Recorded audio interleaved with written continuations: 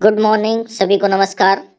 इस वीडियो में American writer Robert Frost, जिनका पूरा नाम है रॉबर्ट ली फ्रॉस्ट, इनके बारे में जानेंगे। और इनकी एक पोइम, बहुत ही महत्वपूर्ण पोइम, जो परीक्षाओं में जैसे कि एलटी ग्रेड परीक्षा के लिए निर्धारित है, जिसका नाम है बर्चे, जिसके बारे में पूरे स्टडी करेंगे। उससे पहले इनके जीवन के बारे में थोड़ा सा जान लेते हैं, जो कि बहुत ही महत्वपूर्ण रहेगा परीक्षाओं के लिए। तो इनका पूरा नाम है रॉबर्ट ली फ्रॉस्ट, जिनका जन्म हुआ था 26 मार्च 1874 को सैन फ्रांसिस्को में, और जो कि कैलिफोर्निया में है। और इनकी मृत्यु हुई थी जनवरी 1963 में। ये अमेरिकन राइटर हैं। इनके पिता का नाम, father name was William Prescott Frost junior, और माता का नाम था इसाबेले मूडी। ये वाइफ का नाम जो है, वाइफ एलिनर वाइट है। इनका विवाह हुआ था 1895 में। तो इनके माता और पिता के बारे में एक, जैसा कि बताया गया है, कहा गया है, ये इनके पिता जो थे न्यू इंग्लैंड के निवासी थे। न्यू इंग्लैंडर कहे जाते थे, जिनको न्यू इंग्लैंडर को या यहाँ के न्यू इंग्लैंडर के निवासियों को यांकीज कहा जाता था। तो ये इनके पिता जो थे न्यू इंग्लैंडर थे, जो कि अमेरिका में है। और इनकी जो माँ थी इसाबेल मूडी, जो एक स्कॉटिश थी। और स्कॉटिश के साथ साथ उनकी माँ एक पोइटिस भी थी। और उन्हें रॉबर्ट बर्न्स, जो कि स्कॉटिश राइटर हैं, वो बहुत पसंद थे। तो इनके नाम के संबंध में इनका जो नाम रखा गया रॉबर्ट ली फ्रॉस्ट, तो रॉबर्ट ली फ्रॉस्ट, जो रॉबर्ट नाम है, उनकी माता जी के, जो कि रॉबर्ट बर्न को पसंद करती थी, इसलिए इनका नाम रॉबर्ट रखा गया। और इनके पिताजी जनरल ली के नाम पर ली रखना चाहते थे, तो इसलिए इनका नाम पड़ा रॉबर्ट ली फ्रॉस्ट। इनका विवाह 1895 में एलिनर वाइट के से हुआ था। उनसे 4 बच्चे भी हुए। इनका जो कविता का पोएटिक कैरियर जो शुरू होता है, तो उसमें सबसे पहली जो पोएम थी इन्होंने लिखी थी माई बटरफ्लाई 1894 में, जो कि प्रकाशित हुई थी न्यूयॉर्क इंडिपेंडेंट में। तो पहली जो कविता है इनकी, माई बटरफ्लाई, 1894 में न्यूयॉर्क इंडिपेंडेंट में पब्लिश हुई थी। उसी के बाद तुरंत ही 6 और लिरिक्स थी, वो भी पब्लिश हुई थी। उसके बाद में वो प्राइवेटली पब्लिश हुई थी, जो कि ट्यूलाइट के नाम से थी। इसके बाद ये जो है इनकी वॉल्यूम्स हैं, कविताओं की वॉल्यूम्स आई हैं। ये बॉयस बिल 1913 में, और नॉर्थ ऑफ बोस्टन 1914 में ये इंग्लैंड में पब्लिश हुई थी, और were brought out in America. और उसके बाद बाकी जो 8 वॉल्यूम हैं वो अमेरिका में पब्लिश हुई। पहली जो 2 वॉल्यूम है, north of Boston, a boy's will 1913 और नॉर्थ ऑफ बोस्टन 1914, ये इंग्लैंड में पब्लिश हुई। और ये जो नॉर्थ ऑफ बोस्टन है सेकेंड वाली, वो अमेरिका में भी दोबारा से पब्लिश हुई थी। तो अगली जो वॉल्यूम है 1916 में, जो बाकी सारी अमेरिका में पब्लिश हुई, माउंटेन इंटरवल 1916 में पब्लिश हुई। और इसी माउंटेन इंटरवल में 1916 में जो पब्लिश हुई, इसी में बर्चेज पोइम भी है। अगला पब्लिकेशन 1916 के बाद 1923 है न्यू हैम्पशायर, और 1923 के बाद 1928 में है वेस्ट रनिंग ब्रूक। और उसके बाद 1936 में है ए फर्दर रेंज, 1936 में है। और ए विटनेस ट्री 1942 में है। और 1943 में है come in and other poems. और 1945 और 47 में a masque of reason and a masque of mercy, ये पब्लिकेशन आए थे। द गिफ्ट आउटराइट, ये इनकी पैट्रियटिक पोइम है। जब प्रेसिडेंट कैनेडी ने ऑफिस संभाला था, उस समय ये उन्होंने कविता पढ़ी थी, गिफ्ट आउटराइट 1961 में। ये पैट्रियोटिक पोइम है जो कि अमेरिका देश के लिए समर्पित थी। इसके साथ ही इन्हें 4 बार पुलित्जर प्राइज भी मिला। तो 4 बार कौन कौन सा है देख लेते हैं। 1924 में न्यू हैम्पशायर, जो कि 1923 में पब्लिश हुआ था, 1924 में उसके लिए इन्हें पुलित्जर प्राइज मिला। उसके बाद 1931 में दूसरा पुलित्जर प्राइज मिला और तीसरा पुलित्जर प्राइज 1937 में, जो कि ए फर्दर रेंज के लिए प्राप्त हुआ था इनको, और चौथी बार 1943 में ए विटनेस ट्री के लिए। तो 4 बार 1924, 1931, 1937 और 1943, ये 4 बार इन्हें अमेरिका का पुलित्जर प्राइज दिया गया। तो ये था, और इनकी मृत्यु हो जाती है 1961 में। सबसे महत्वपूर्ण बात यह है, जो कि बार बार परीक्षाओं में पूछा जाएगा, वो ये है कि हमारे जो प्रथम प्रधानमंत्री थे पंडित जवाहरलाल नेहरू, ये उनको ये रॉबर्ट फ्रॉस्ट की जो पोएम है एक, जिसका नाम है क्या नाम, stopping by woods on a snowy evening, ये उन्हें बहुत पसंद थी। और उनकी जवाहरलाल नेहरू की टेबल पर इनकी पोइम की 4 पंक्तियाँ मिली थी। जब उनकी जवाहरलाल मृत्यु की 1964 में मृत्यु हो गई थी जवाहरलाल नेहरू की, तब वो 4 पंक्तियाँ वो इनकी पोइम की हैं। वो हैं, the woods are lovely dark and deep but I have promises to keep and miles to go before I sleep and miles to go before I sleep. तो ये बहुत ही इम्पोर्टेंट है परीक्षा के लिए, ध्यान रखेंगे। इसके बाद चलते हैं, हमारी जो पोएम है बर्चिज के बारे में डिटेल में एक्सप्लेनेशन पढ़ते हैं। बर्चिज बाय रॉबर्ट ली फ्रॉस्ट, ये पोएम को स्टार्ट करते हैं। तो बर्चिज एक पेड़ का नाम है। बर्चिज के पेड़, जो कि चित्र में देख सकते हैं, इस तरह की सिंबॉलिक पेंटिंग है ये। तो स्टार्ट करते हैं, पहली लाइन में है, when I see birches bend to left and right across the line of straighter darker trees. When I see the birches, जब मैं बर्चेज के पेड़ों को देखता हूँ, bend to left and right, कहीं कहीं पे तो लेफ्ट की तरफ मुड़े हैं, कभी राइट की तरफ। Across the line of straighter darker trees, एक लाइन से, एक सीधी लाइन से बर्चेज के पेड़ खड़े हैं और ये झुका दिए गए हैं, या कहीं पे राइट की साइड में, कभी लेफ्ट साइड में। किसने झुकाए हैं, किसने मोल्ड किए हैं, किसने फोल्ड किए हैं, किसने बेंड किए हैं, इसको देखते हैं आगे। आई लाइक टू थिंक, एक सीधी लाइन में खड़े हैं और उनको लेफ्ट या राइट की तरफ से झुका दिया है, बेंड कर दिया गया है। किसके द्वारा? I like to think some boys been swinging them,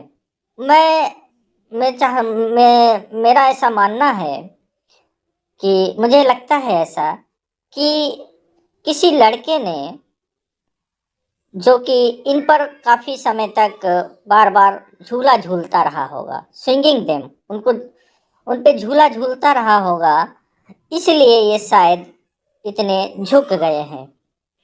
but swinging doesn't bend them down to stay, लेकिन ये भी बात है कि इतने ज़्यादा झुके हुए हैं ये पेड़ कि एक किसी बच्चे के या लड़के के इन पर बार बार झूलने से इतना नहीं झुक सकते।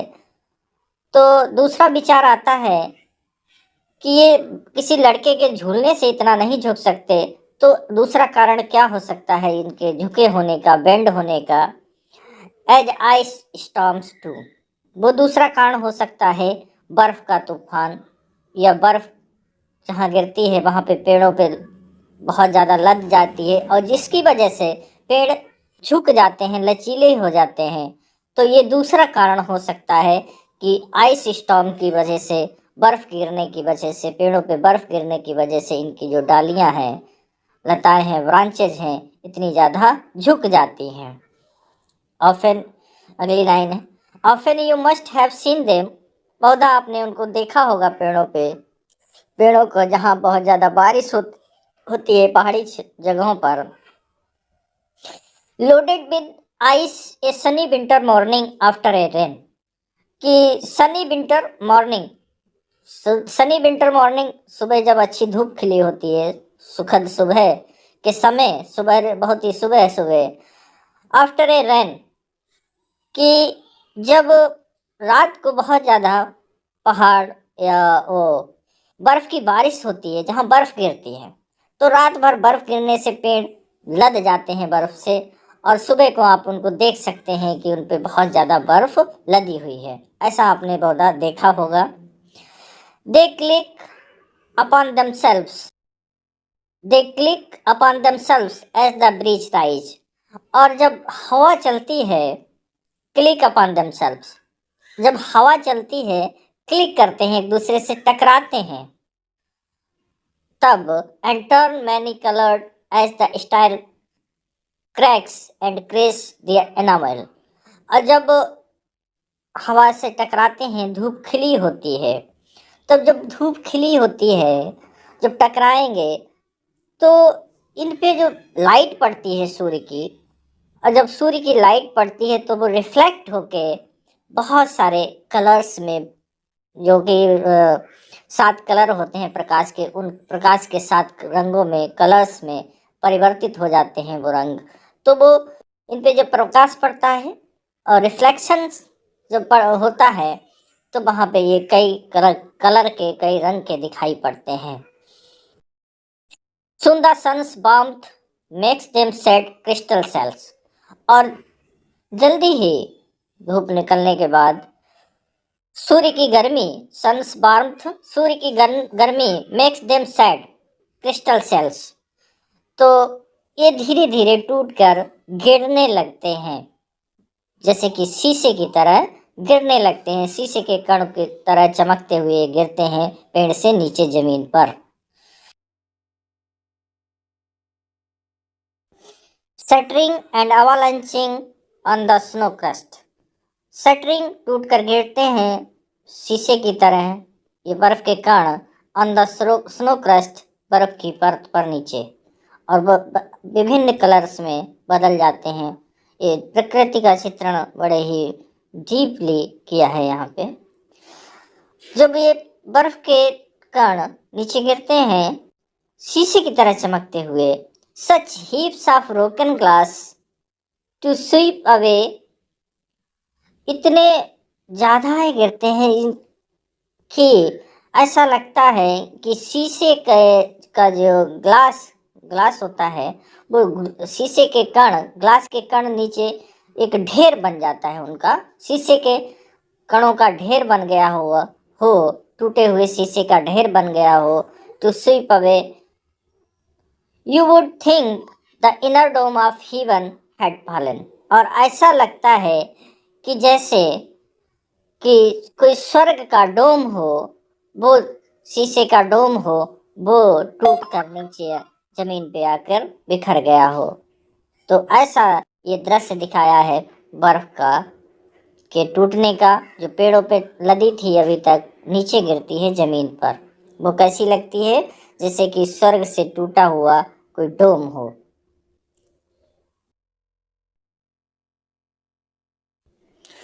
अगली लाइन में है, they are dragged to the withered bracken by the load, ऐसा लगता है ड्रैग टू विदर्ड मुरझा जाना होता है, ब्रेकन बाय द लोड, इतना ज़्यादा इन पे वजन होता है बर्फ का कि ऐसा लगता है कि वो टूट ही जाएंगे।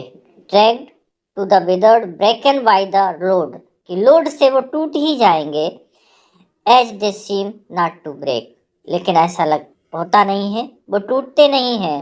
The once they are bowed, हालांकि जब एक बार वो झुक जाते हैं, सो लो फॉर लॉन्ग, और इतने नीचे झुक जाते हैं कि हमेशा नीचे ही झुके रहते हैं।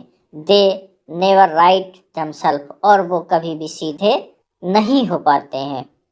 यहाँ पे कंपैरिजन है, सेकंड मीनिंग जो है, सरफेस मीनिंग तो यही है, और जो डीप मीनिंग ये है कि इसकी तुलना अगर हम अपनी ज़िंदगी से देखें, मानव इंसान की ज़िंदगी से देखें, तो वो सटीक है कि व्यक्ति ज़िंदगी की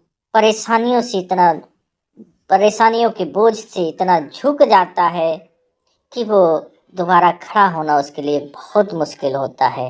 तो जीवन की परेशानियों से यहाँ पे बर्फ की तुलना की जा सकती है। अगली लाइन ये है, you may see their trunks arching in the woods. You may see, आप देख सकते हो, देयर ट्रंक्स जैसे सूंड होती है हाथी की, आर्किंग एक धनुष के आकार की, इन द वुड्स जंगल में। तो ये पेड़ जो हैं ये धनुष के आकार के प्रतीत होते हैं, दिखाई पड़ते हैं, जैसे सूंड धनुष के आकार की बन गई हो। ट्रंक का मतलब ऊपरी भाग है, इनके जो ऊपरी भाग है धनुष के आकार का बन जाता है ईयर्स आफ्टरवर्ड्स, और आगे आने वाले सालों में, अगले सालों में, trailing there leaves on the ground. अब जब इनमें इतने नीचे झुक जाते हैं धनुष के आकार में, जैसा कि चित्र में दिखाया है, तो अब इन पे पत्तियां आती हैं, लगभग जमीन से लगे हुए हैं थोड़ा सा ऊपर। अब जब पत्तियां आएंगी तो वो एकदम जमीन से टच हो जाती हैं। Trailing there leaves on the ground, पत्तियां जमीन से टच होने लगती हैं और तब एक इमेज प्रतीत होती है। देखिए यहाँ पे बहुत ही अच्छी इमेज बताई है, एक दृश्य से तुलना की है। Like girls on hands and knees that throw their heads, जैसे कोई लड़की अपने बालों को अपने बैठ करके अपने बालों को अपने हाथों से होते हुए नीचे घुटने तक जमीन तक सुखा रही हो। क्या सुखा रही हो? अपने बालों को धूप में सुखा रही हो बैठ के। आगे सर के आगे बाल हैं उसके, और नीचे हाथ है, उसके नीचे फिर घुटने हैं, तो चेहरा नहीं दिखता है जैसे सामने से, और वो सूर्य से के सामने बैठी है और अपने बालों को सुखा रही हो। ऐसा ही इन पेड़ों का दृश्य प्रतीत होता है कि ये अपने पत्तियों को सुखा रहे हो धूप में। Before them over their heads to dry in the sun, अपने सर को, अपने बालों को सूर्य की रोशनी में सुखा रहे हैं। ये है परचेज। आगे और देखते हैं। But I was going to say when truth broke in, लेकिन मैं कहने जा रहा हूँ, हालांकि ट्रूथ ब्रोक इन, सच्चाई तो आप जान ही गए होंगे कि ये पेड़ जो झुके हुए हैं, बरछे झुके हुए हैं, ये किसी लड़के का काम नहीं है, उसके झूलने से नहीं झुके हैं, बल्कि बर्फ से ज़्यादा इसकी संभावना है कि ये बर्फ से झुक गए हैं। फिर भी but I was going to say when truth broke in, सच तो पता है फिर भी, with all her matter of fact, सच्चाई के जानने के बावजूद भी, अबाउट द आइस स्टॉर्म, जो आइस स्टॉर्म की सच्चाई है, जिसने इन वर्सेस को झुकाया है, उसको जानने के बाद भी, I should prefer to have some boy bent them, लेकिन मैं इस बात को मानूंगा, आई शुड प्रीफर, इस बात को मानूंगा कि किसी लड़के ने उनको झुकाया है, किसी लड़के ने उनको झुकाया है। मैं इस बात को मान के चलता हूँ। As he bent out and in to face the couch, some boy too far from town to learn baseball, तो हो सकता है वो लड़का bent out and in to face the couch, अपनी गाय चराने गया हो और गायों को वापस लाने के लिए वो गया हो, और वहाँ चलते चलते इन पेड़ों के पास पहुँचा हो।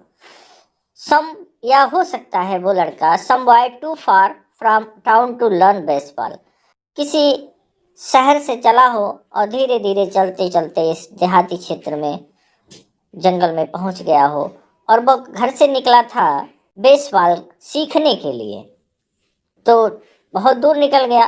तो टाउन से दूर निकल जाने पे वहाँ कोई मिलेगा तो है नहीं, कोई दूसरा खेलने वाला साथी, इसलिए बेसबॉल सीखने के लिए निकला हो और वो यहाँ बर्चेस पेड़ों के पास पहुंचा हो, whose only play was what he found himself, तो वहां पे दूसरा कोई उसके साथ बेसबॉल या कुछ भी खेलने वाला नहीं है। तो क्या करता है, हुज ओनली प्लेज, तब उसके पास एक ही ऑप्शन बचता है, व्हाट ही फाउंड हिमसेल्फ, जो वो यही था, ही फाउंड, जो वो उसे यही मिलता है, समर और विंटर, चाहे वो गर्मी का सीजन हो चाहे वो सर्दी का सीजन हो, दोनों सीजन में उसे यहाँ पर यही एक खेल खेलने को मिलेगा जो अकेले है, क्योंकि एंड कुड प्ले अलॉन, और उसे यह खेल को वो अकेले खेल सकता है, इन पर पेड़ों पर झूलने का खेल, इन पर वो अकेले खेल सकता था। और शायद इसलिए उसने ऐसा ही किया, उसने ऐसा ही किया। One by one he subdued his father's trees by riding them down over and over again. One by one, एक एक करके उसने हर एक अपने फादर्स के पेड़ों पर, फादर्स यहाँ पे गॉड फादर, ईश्वर के द्वारा बनाई गई प्रकृति, तो उसके द्वारा बनाए गए इन पेड़ों पे वो झूला है, by riding them down over and over again, और इन पर बार बार over and over again, riding सवारी करना, झूलना, स्विंगिंग करना, बार बार झूला है, अगेन एंड अगेन झूला है, until he took the stiffness out of them, और तब तक झूला है इन पेड़ों पर जब तक कि इनके अंदर से इनकी जो कठोरता है, स्टिफनेस है, वो ना निकल जाए, आउट ऑफ देम, और एकदम लचीले ना बन जाए, तब तक वो उस इन पेड़ों पर झूला है। And not one but hung limp, and not one but hung limp, और हंग लिम्प मतलब इनको एकदम झुका दिया है, नॉट वन वाज लेफ्ट, और एक भी पेड़ है उसने इस तरह से एक एक करके सब पे झूला है और कोई भी पेड़ नहीं बचा है, फॉर हिम टू कंक्वायर, कंक्वायर जीतना, और उसने इन सब पर अपनी विजय पताका फहराई है, उसके बाद इनको छोड़ा है। अगली लाइन में देखते हैं, he learned all there was to learn about not launching too soon, launching out too soon, and so not carrying the tree away clear to the ground. अब वहाँ पे उसका, वो अकेले झूलता था, तो वहाँ पे झूलने में क्या क्या उसने सीखा और या क्या क्या सीख सकता था, वो सब कुछ उसने सीखा। क्या क्या सीख सकता था, he learned all there was, जो कुछ भी था उस झूलने के दौरान वो सीख सकता था, टू लर्न, जो सीखने के लिए था वो उसने सीखा। अबाउट, क्या सीखा, not launching out too soon, कि एकदम से लॉन्चिंग नहीं करना है, एकदम से झूलना नहीं है, बल्कि and so not carrying the tree away clear to the ground, और ना ही एकदम से ऊपर चढ़ जाना है और ना ही एकदम से नीचे की तरफ आके क्लियर टू द ग्राउंड, जमीन तक एकदम से नहीं लाना है। ऐसा करने से हो सकता है कि ब्रांच टूट सकती है या बहुत ऊपर जा सकती है, तो छूट सकती है हाथों से और वो गिर सकता है। तो ऐसा उसने नहीं किया, बल्कि उसने सीखा कि अगर झूलना है सही से तो कैसे झूला जाए। तो आगे लाइन में है, ही always kept his पोइज, पोइज means balance, उसने हमेशा अपना बैलेंस बना के रखा झूलने के दौरान, ताकि उसे चोट भी ना लगे और कोई नुकसान भी ना पहुँचे। इस तरह से उसने झूला और सीखा, यह खुद से सीखा। Poise to the top branches, अब वो सबसे ऊंची ब्रांच पे जाता है, क्लाइंबिंग केयरफुली, बड़ी ही सावधानी पूर्वक चढ़ करके, जैसे कि विद द सेम पेंस, उसी पेंस मतलब परेशानी, उसी परेशानी का मतलब यहाँ पे केयरफुलनेस के साथ, you use to fill a cup up to the brim, जैसे किसी कप में आप पानी भरते हैं उसकी आखिरी ऊपरी कोर तक, कोर के बराबर, या and even above the core, या थोड़ा सा कोर के ऊपर तक भरते हैं। बड़ी सावधानी से धीरे धीरे धीरे धीरे पानी भरेंगे तो उसकी कोर तक भर जाएगा और उससे थोड़ा सा ऊपर भी भर जाएगा यदि आप सावधानी से भरेंगे, अन्यथा वो पानी नीचे गिर जाएगा। तो जैसे ही आप एक कप में पानी भरते हैं सावधानी पूर्वक, उसी तरह से उसने ये बैलेंस बनाना भी सीखा, किस तरह से ऊपर जाना है धीरे धीरे सावधानी पूर्वक और किस तरह से उसे नीचे आना है सावधानी पूर्वक, ताकि कोई चोट ना लगे, कोई परेशानी ना हो। Then he flung outward feet first. उसके बाद जब ऊपर चढ़ जाता है तो अपने सबसे पहले पैरों को, जैसे कि पैर नीचे निकाला है इस चित्र में, तो सबसे पहले पैरों को छोड़ता है, ग्रांज से अलग करता है विद ए स्विश, एक बड़े ही सावधानी पूर्वक। Kicking his way down through the air to the ground. उसके बाद वो पैर नीचे की तरफ किक करता है नीचे झूलने के लिए, फिर उसके बाद ग्राउंड, और उसके बाद फिर नीचे जाता है, ऊपर जाता है। इसी तरह से वो बैलेंस बना के झूलता रहता है। अगली लाइन में है, अब यहाँ पे सब्जेक्टिव हो जाता है पोइट और कहता है, सब्जेक्टिव मतलब स्वयं से जोड़ता है अपने आप को, इस सिंगर ऑफ बर्चेस को, बर्चेस स्विंगर को अपने आप से जोड़ता है।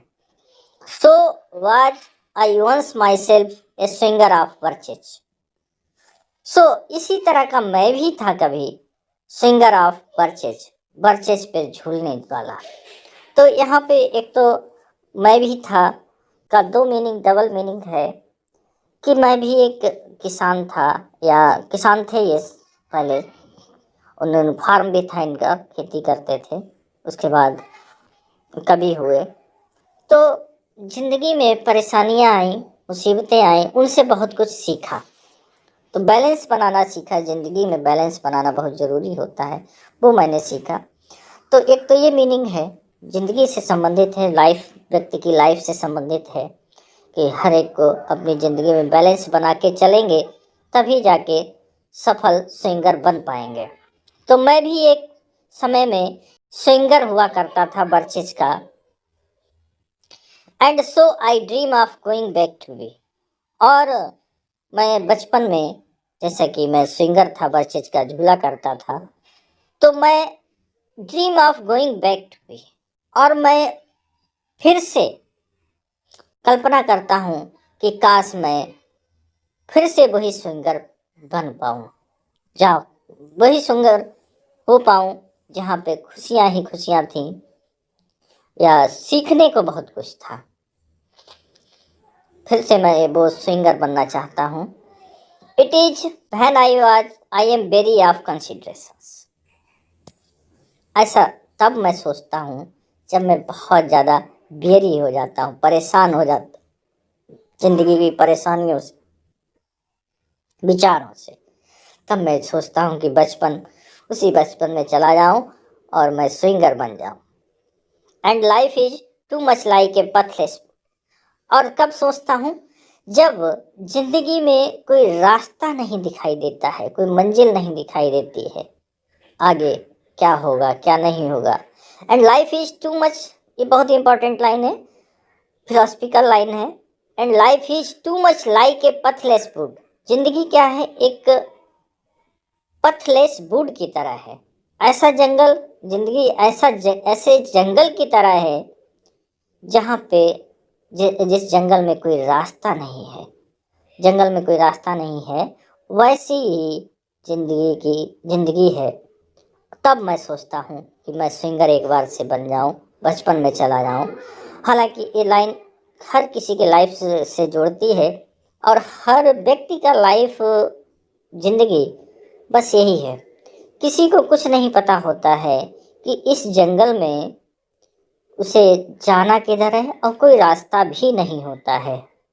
ये पथलेस वुड है, दुनिया जो है, वर्ल्ड है, संसार है, एक जंगल है, और यहाँ पर कोई रास्ता नहीं है।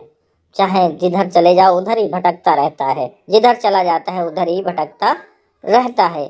ये जिंदगी की सच्चाई है। वेयर, अगली लाइन है, वेयर, जहाँ पर your face burns like and tickles with the cobwebs. जहाँ पर आपका चेहरा बर्न्स जलने लगता है। टिकल्स चिड़चिड़ाहट होती है। विद द काउबेब्स मकड़ी के जाले लिपट जाते हैं। ब्रोकन अक्रॉस इट, और इन जंगलों में घूमते घूमते, broken across it and one I is weeping, एक आंख में आंसू आ जाता है। कैसे? From A twigs having लेस्ड across it open, जब एक आंख खुली हुई होती है, उसमें कोई लकड़ी लग जाती है जंगल की, तो आंख लाल हो जाती है, आंसू निकलने लगते हैं, रोने लगती है आंख। तब मैं ऐसा सोचता हूँ कि काश मैं वही बचपन वाला स्विंगर बन जाऊं, स्विंगर हो जाऊं, बर्च स्विंगर, सिंगर ऑफ बर्चेज हो जाऊं एक क्षण के लिए। अगली लाइन है, ये दो ऊपर की लाइन छोड़ करके पहले हो चुकी है।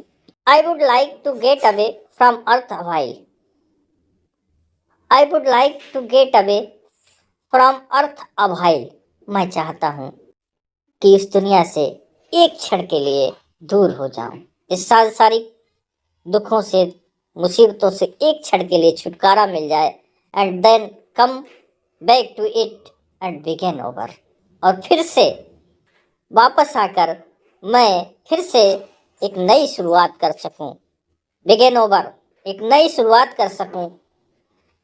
मैं no fate willfully misunderstand me, और ये भी नहीं है कि मैं जिंदगी की परेशानियों से बचना चाहता हूँ, ऐसा नहीं है। मैं नो फेट, ये मेरे भाग्य, बिलफुली मिसअंडरस्टैंड मी, मुझे गलत मत मिसअंडरस्टैंड मत करना, गलत मत समझना। And half grant what I wish, और मेरी जो इच्छा है उसे अधूरा पूरा मत करना, अधूरा ही मत स्वीकृत करना। एंड स्नेच मी अवे, और मुझसे जो मेरी जो दूसरी इच्छा है उसे मत छीन लेना, कि मान लो मुझे दुनिया से दूर कर दो और वापस ना लाओ। मैं ये भी चाहता हूँ एक क्षण के लिए दूर हो जाऊँ फिर वापस आ जाओ, ऐसा ना करना कि मुझे छीन लिया और फिर वापस ना लाओ, ऐसा भी मिसअंडरस्टैंडिंग मत करना है मेरे भाग्य। नॉट टू रिटर्न, कि मुझे वापस यहाँ पर ना लाओ, मैं फिर से वापस आना चाहता हूँ। Earth is the right place, मतलब बचपन में जाना चाहता हूँ, थोड़ा सा दुख से, दर्द से, पीड़ा से स्विंगर की तरह बनना चाहता हूँ। लेकिन ऐसा नहीं कि मैं जिंदगी से बचना चाहता हूँ, परेशानियों से बचना चाहता हूँ, ऐसा बिल्कुल नहीं। मैं फिर से वही से शुरू करना चाहता हूँ, एक नई शुरुआत के साथ। क्यों? Earth is the right place for love, ये पृथ्वी है सबसे बेहतर जगह है प्रेम के लिए, सहानुभूति के लिए, एक दूसरे के से प्रेम के लिए, मानवता के लिए। I don't know where it is likely to go better, और मेरा जैसा कि ज्ञान है, मैं किसी दूसरी दुनिया को नहीं जानता हूँ। लाइकली टू गो बेटर, संभावना है कि कौन सा बेहतर स्थान होगा, मुझे नहीं पता जहाँ जाना बेहतर होगा। ऐसा कोई स्थान मुझे नहीं पता है कि इस दुनिया से भी इस पृथ्वी से भी बेहतर कोई जगह है जहाँ पर जाया जा सके। I would like to go by climbing a birch tree, I would like to go by climbing, मैं जाना चाहूँगा जैसे बर्च के पेड़ों पे चढ़ करके। एंड क्लाइंब बैक, और वापस आना चाहूँगा back, climb black branches up a snow white trunk, snow white trunk जैसे कि बर्फ